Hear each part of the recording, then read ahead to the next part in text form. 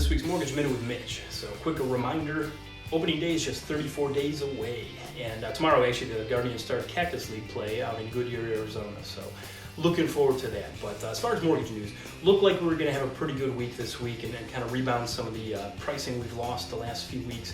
Unfortunately, the personal consumer expenditure numbers came out this morning hotter than expected. So we were hoping the inflation numbers were going to come in at about 0.5, but they came in at 0.6. Now, it doesn't sound like much, but combined with the really inflated employment numbers we saw earlier this month, not great news. So a hot job market and hotter than expected inflation, unfortunately, meant a little bit of a reprice this morning for the worse, and mortgage rates are taking a little bit of a hit.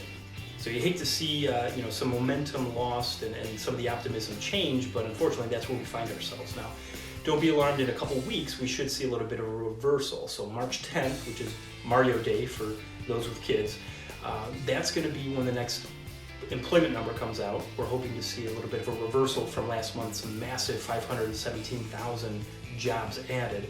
And then on the 14th is when the Consumer Price Index is going to be released. So that's another measure of inflation that the Fed closely watches. So hopefully those two numbers come in line or better than expected, and we see a little bit of a reversal. Things calm down a little bit. So at least that's the hope. And for anybody worried that, hey, we're in a bubble or that home values are going to plummet or anything like that, I do want to point out it does not look like we're anywhere close to 2008.